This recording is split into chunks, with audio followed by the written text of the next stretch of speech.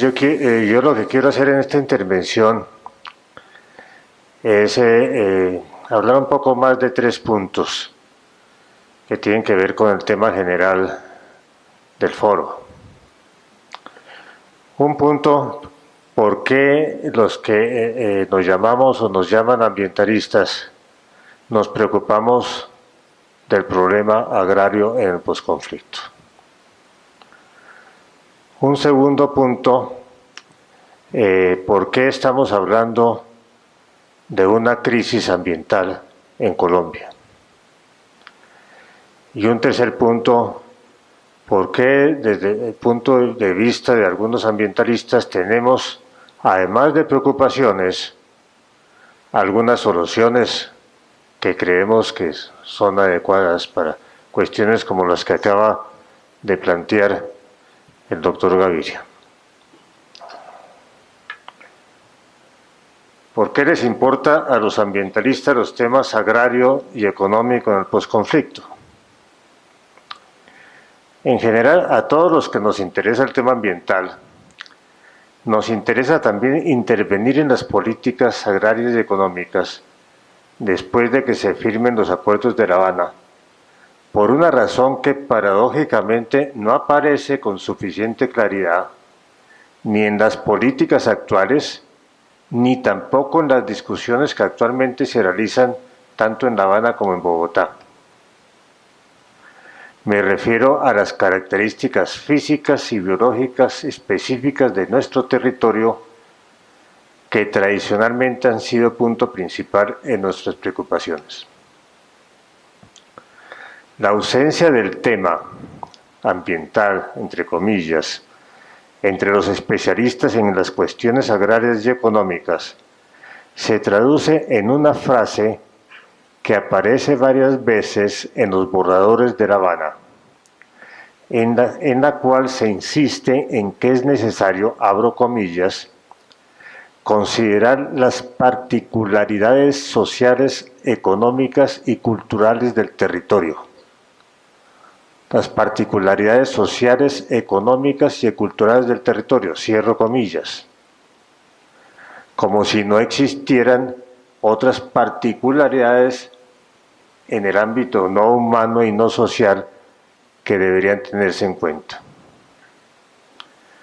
Reconozco que en ese borrador de La Habana aparecen frases que nos deberían dejar tranquilos a los ambientalistas, como cuando se refieren a una sostenibilidad social y ambiental, entre comillas, sostenibilidad social y ambiental, que debe respetarse según el borrador, aun cuando no está definida ni en el documento ni en la ley colombiana, o cuando aluden, abro comillas, a la reforestación como una de las actividades que deben promoverse en las comunidades campesinas en el posconflicto.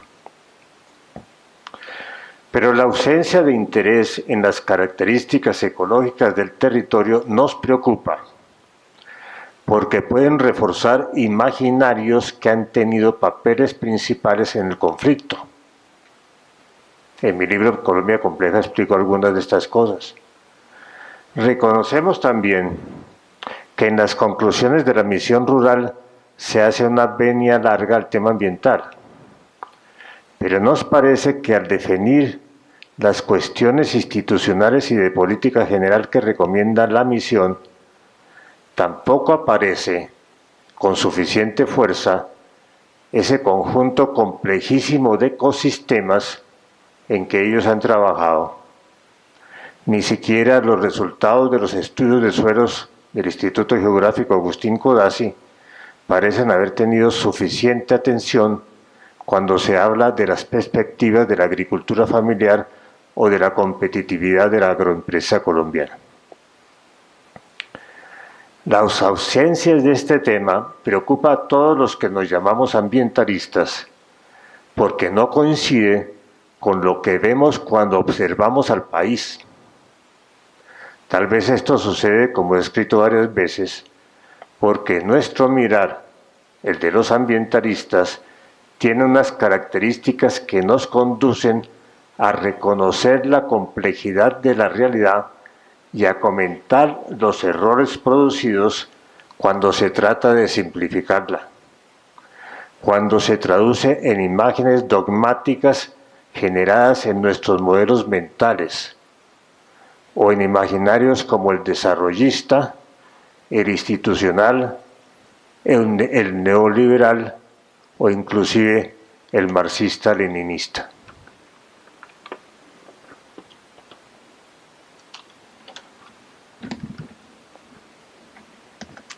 Pensamos que la importancia política de esos imaginarios y sus contradicciones con la realidad ambiental del país están detrás del conflicto armado y que para terminar este conflicto es imprescindible aceptar esa realidad diversa y complejísima.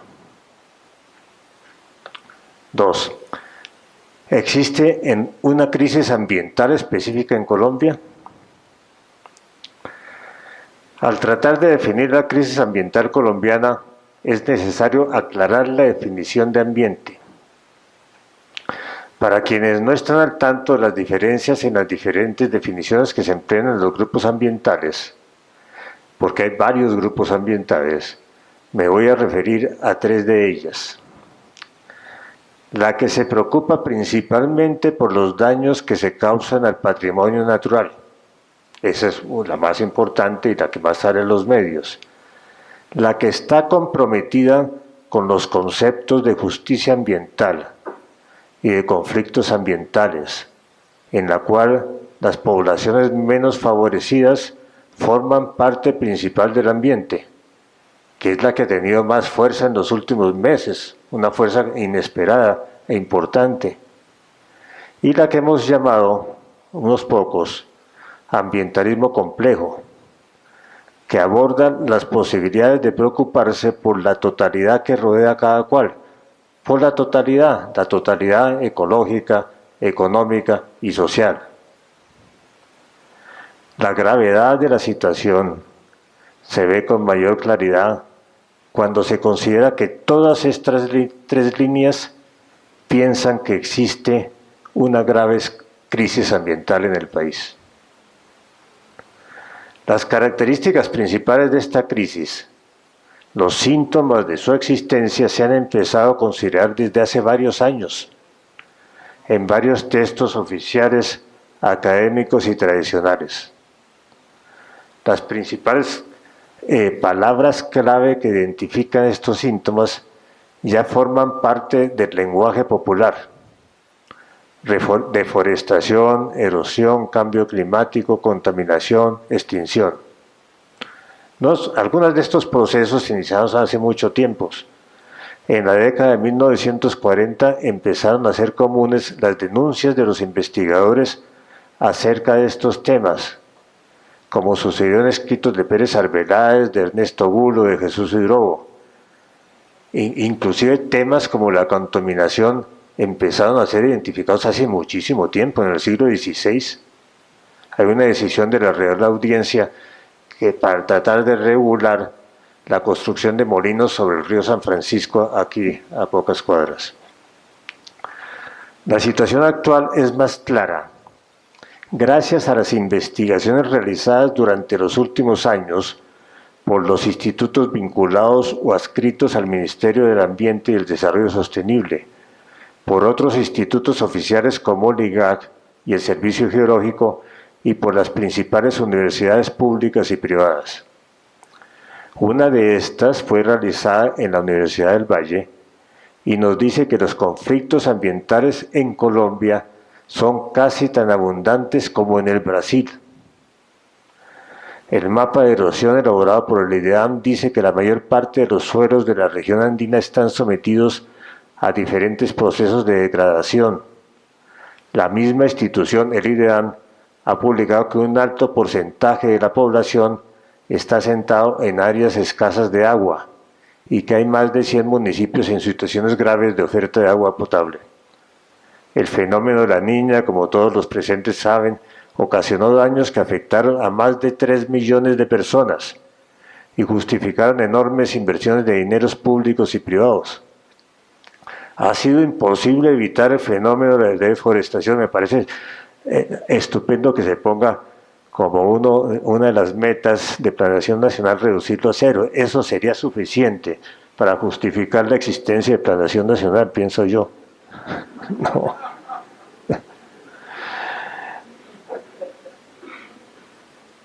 La fauna silvestre, que era todavía abundante hace 80 años en los llanos, en el valle del río Magdalena y en la costa pacífica, hoy constituye una curiosidad cuando es captada por cámaras escondidas.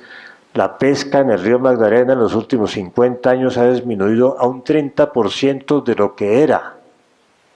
Los campesinos ya no se atreven a beber agua de las quebradas en la región andina y tienen que comprar agua embotellada. El IGAC, el geógrafo Agustín Codazzi, en la última evaluación de suelos, la que se publicó hace unas 3 semanas, dice que solamente 11 millones de hectáreas, un poco más del 10% del territorio puede ser calificada como áreas productivas. El resto o no tiene las características edafológicas adecuadas o ha sido afectada por procesos de sellamiento, por urbanización, por compactación ocasionada por malas prácticas ganaderas, por contaminación de las aguas públicas o por otros procesos relacionados con las formas como se ha realizado el poblamiento del país, no solamente por la guerra, sino por el poblamiento que naturalmente está relacionado con la guerra, con el narcotráfico, con la corrupción, con la pobreza. Esta situación puede explicar por qué son tan escasos los nuevos proyectos agrícolas y por qué ha sido tan difícil encontrar alternativas reales a los consumos de uso ilícito. El caso especial de las 500.000 hectáreas, como según el periódico, perdidas por la pudrición del cogollo, no se considera como un problema ambiental, pero los especialistas sí saben que esa plaga está relacionada con las características de nuestros ecosistemas.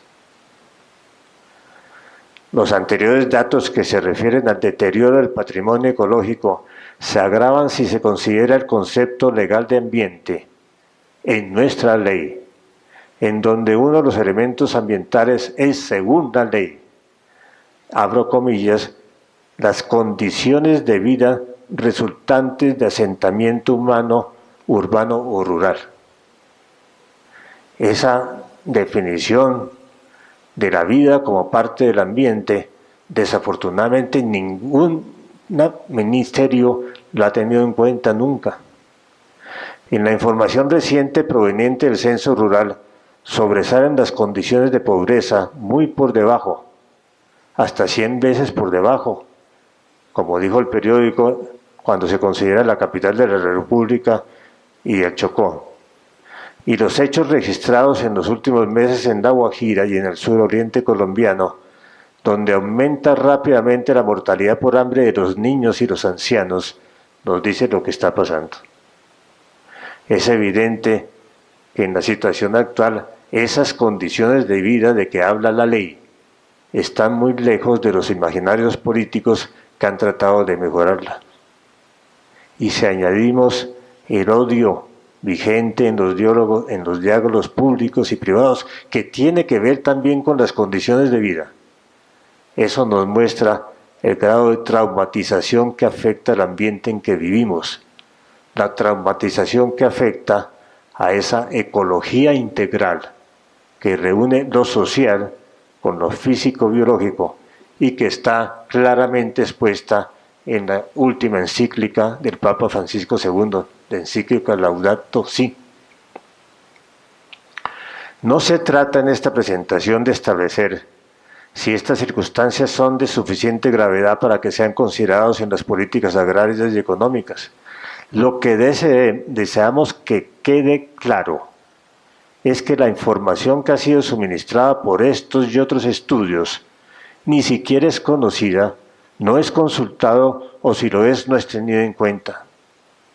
Hay excepciones, como las recientes presentaciones hechas por el Departamento Nacional de Planeación acerca de los deterioros originados por la guerra, especialmente lo que hoy repitió el doctor Gaviria, los derrames de petróleo, que en total son varias veces superiores, 16 veces superiores a la tragedia más grande en la historia reciente del transporte marítimo.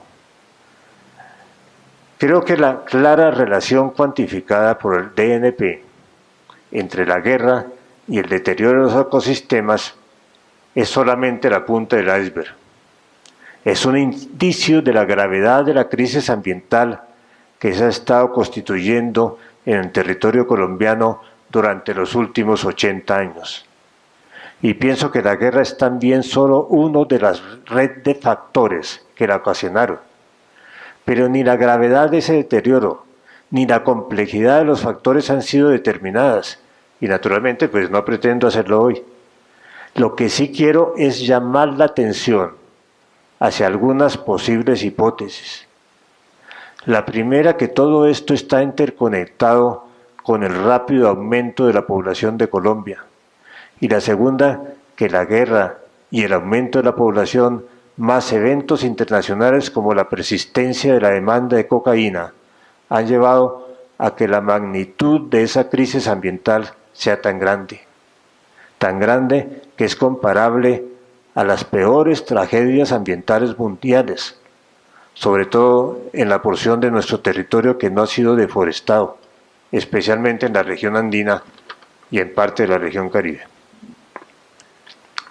Una hipótesis general es la que ya he sugerido varias veces, que la magnitud de la crisis ambiental está relacionada con las características físicas y biológicas del territorio, especialmente con su diversidad y su complejidad, y que también obedece a los enfrentamientos de los imaginarios que simplifican la realidad en el pensamiento de quienes actúan o tratan de actuar como directivos de la sociedad colombiana.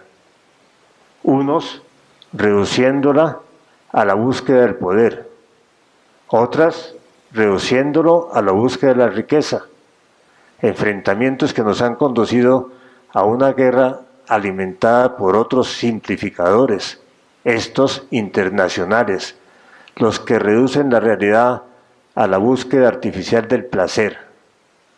Los últimos casos, las gigantescas demandas internacionales contra las restricciones establecidas en nuestros parques nacionales, el fracaso de todo lo que se había intentado hacer durante los últimos 20 años para mejorar la Ciénaga Grande, el enfrentamiento entre toda una comunidad regional y una de las grandes empresas mineras internacionales en la Codosa, las dificultades enormes para resolver el caso de Santurbán, la urbanización de la sabana de Bogotá, muestran la magnitud actual de la crisis.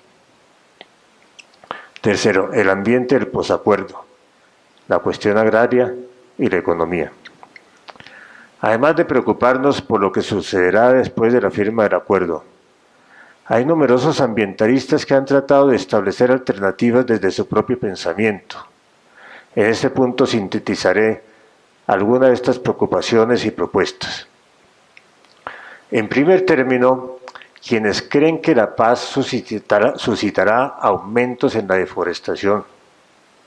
Otros que hablan de que la paz incrementará el impacto ambiental de las actividades empresariales de minería y petróleo. Otros que piensan que nada se cumplirá y que todo está proyectado para que crezca la agroindustria. Hay algunos que piensan que todo esto afectará negativamente los parques nacionales y las reservas forestales. Hay dos preocupaciones que están fundamentadas en el reconocimiento de la extrema complejidad y diversidad y el deterioro de los ecosistemas en donde debe construirse la paz. La primera critica la idea de que el aumento de la producción en el campo solucionará todos los problemas. Imaginario que está claro en el punto 1 de los acuerdos y que no coincide con lo que muestran algunos de los estudios ambientales, especialmente los del IGAC y el IDAM, que comprueban la degradación de los suelos y las aguas en todo el territorio deforestado. Esta es una preocupación que es ecológica y es también económica. ¿Qué sucederá cuando las características de los ecosistemas su extrema diversidad y complejidad y su estado actual, el gran deterioro de suelos y aguas, lleve a la quiebra a los proyectos de campesinos y excombatientes?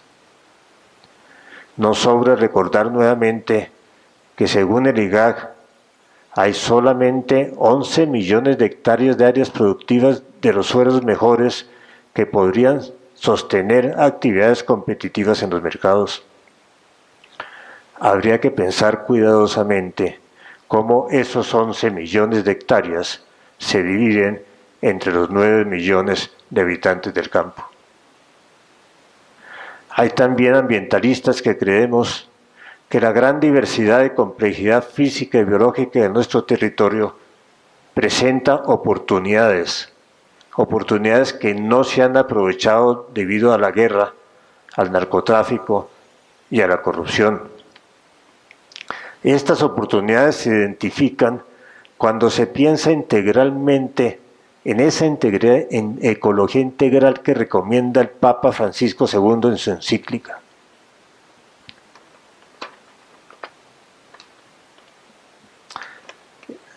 Esa ecología integral que es lo social más lo no humano, los ecosistemas más la cultura. Al pensar integralmente, es relativamente fácil identificar actividades que facilitarían la construcción de la paz y que es necesario iniciar rápidamente, como se concluyó en una reunión reciente de la Universidad Javeriana. El criterio aquí es que el tema ambiental es lo suficiente real y amplio como para que sea común a todas las partes en conflicto. La primera sería facilitar contactos inmediatos entre los excombatientes, los campesinos que no entraron a la guerra, los grupos étnicos, los desempleados del campo, los empresarios y los profesores y estudiantes universitarios. Conversaciones ilustradas podrían llamarse, en las que se intercambia información acerca de lo que cada grupo conoce de la realidad. En esos contactos inmediatos, pienso que la realidad construida conjuntamente empezará a generar paz y que de ellos podrían surgir proyectos conjuntos para consolidarla. Entre los ambientalistas ya se han identificado propuestas concretas de educación, investigación, acción local, propuestas que pueden variar de sitio a sitio, pero que siempre tendrían que estar muy ligadas a la realidad del patrimonio ecológico de cada municipio. Otros proyectos tienen relación con la posibilidad de que los guerrilleros se conviertan en defensores del ambiente, como lo ha sugerido ayer o antier el director del CARDER Cundinamarca para el páramo de Sumapaz, o se conviertan en restauradores del patrimonio ecológico de cada municipio. Todas posibilidades reales que podrían financiarse con una mezcla de donaciones internacionales, trabajo gratuito de los excombatientes, los propios fondos de las FARC y modificaciones en las políticas tributarias, fiscales y monetarias. Finalmente, queremos insistir en que las características reales, físicas, biológicas, culturales, sociales y económicas de nuestro territorio es posible que faciliten el desarrollo de lo que los acuerdos de La Habana llaman el bienestar y el buen vivir. La diversidad y la complejidad del territorio dificultan el aumento del Producto Nacional, es cierto, pero al mismo tiempo esa diversidad y esa complejidad han facilitado el asentamiento y el crecimiento de la población. A pesar de todo lo que ha sucedido, todavía los colombianos encontramos buenos vivideros en los pliegues de las cordilleras o en los bordes de los ríos o en los mismos barrios urbanos. Cuando se abandonen las armas, es posible que disminuya el odio y que todos podamos trabajar para que ese buen vivir abarque a toda la nación. Muchas gracias.